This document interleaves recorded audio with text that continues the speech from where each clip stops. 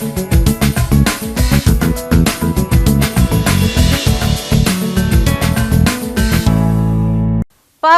ఎన్నికల్లో తనను భారీ మెజార్టీతో ఎన్నుకోవాలని కోరారు బీఆర్ఎస్ సీనియర్ నేత మాజీ ఎంపీ వినోద్ కుమార్. కరీంనగర్ జిల్లా తిమ్మాపూర్ మండలం కొత్తపల్లిలోని ఓ ఫంక్షన్ హాల్లో మాజీ ఎమ్మెల్యే రసమయ్య బాలకిషన్ అధ్యక్షతన మానకొండూరు నియోజకవర్గ స్థాయి బీఆర్ఎస్ సమావేశం నిర్వహించారు. ఈ సమావేశానికి ఆయన హాజరై మాట్లాడారు. దేశంలోనే తెలంగాణను ఆదర్శ రాష్ట్రంగా తీర్చిదిద్దామన్నారు. ఆచరణకు నోచని హామీలు ఇచ్చిందని కాంగ్రెస్పై పలు ఆరోపణలు చేశారు వినోద్ కుమార్. ఈ కార్యక్రమంలో బీఆర్ఎస్ మండల అధ్యక్షులు రావుల రమేష్, రాష్ట్ర నాయకులు కేతిరెడ్డి దేవేందర్ రెడ్డి, తుమ్మనపల్లి శ్రీనివాసరావు, గడ్డం నాగరాజు, పలు మండలాల జెడ్పీటీసీ, ఎంపీటీసీలు, సర్పంచులు పాల్గొన్నారు.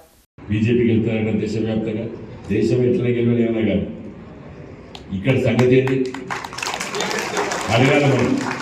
పోయినసారి వేసింది నన్ను కాదని చెప్పి, మన పార్టీని కాదని చెప్పేసేసి వేసింది. బండి సంజయ్ గారికి వేసింది. ఎందుకు వేసిండ్రు?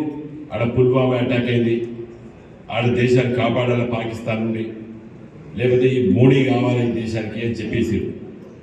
ఇప్పుడు మోడీ 350 సీట్లతో గెలుస్తాడని చెప్పి బండి సంజయ్ గారు నిన్న మాట్లాడాడు కరీంనగర్. నిన్న మనం ఇంకా 350 సీట్లు గెలిచారు. నువ్వు ఎందుకు మరి మోడీకి అడగాలి, చర్చ పెట్టాలి. మీరు మోడీ కోసం నువ్వు అవసరం లేదు. ఎందుకంటే మోడీ గారికి 350 సీట్లు వస్తే నువ్వే అన్నావు. నువ్వు అవసరం లేదురా బేట, ఎందుకంటే నువ్వు 5 ఏళ్ళ లోపల 5 రూపాయలు తీసుకురాలి కరీంనగర్కి. 5 ఏళ్ళల్లో 5 రూపాయలు తీసుకురాలి. నేను పార్లమెంట్ సభ్యుడిగా మీ జీవన వల్ల గెలిచి మీలో ఒకటిగా ఉండి ఇలా కరీంనగర్ 1000 కోట్లు పట్టించాను. స్మార్ట్ మొన్న నాకు బ్రోచర్ కొట్టించాడు. నేను గిన్నె పని చేశాను. ఏ పనులు? ఈ లైట్లు పెట్టించేది పని అన్న. ఇక మన ఖాళీ కూడా చేయలేదు. తెల్లారలేదు రిజల్ట్ రోజే మళ్ళీ నింపేసేసి మేము ఫ్లెక్స్ కూడా మీకు కట్టుకుంటాం. రోజు కట్టుకో ఎవడద్దు అంటున్నా. అద్భుతమైనటువంటి క్యాంపు కార్యాలయాన్ని భారతదేశ చరిత్రలో ఏ రాష్ట్రంలో కూడా లేకుండా ఎమ్మెల్యేలు అందరూ ప్రజలకు అందుబాటులో ఉండాలని చెప్పేసి మొట్టమొదటిసారిగా ఎమ్మెల్యేలకు కార్యాలయాలు కట్టించినటువంటి ఏకైక వ్యక్తి మన ముఖ్యమంత్రి కేసీఆర్ గారు. కాబట్టి ప్రజలకు అందుబాటులో ఉండాలన్నటువంటి ఒక గొప్ప కార్యం. నేనుంటే నేను వస్తా, నువ్వు ఇలా కాంగ్రెస్ వాడు వచ్చినావు, రేపు బీజేపీ రావచ్చు, రేపు ఇంకోటి రావచ్చు, మళ్ళీ నేనే రావచ్చు కదా. ఎవరు వచ్చినా కూడా పార్టీ ఉండొచ్చు తప్ప శాసనసభ్యుడు ఒక్కసారి ఎన్నికైన తర్వాత నువ్వు ప్రజలకు ప్రతినిధిగా మారిపోతావు కదా.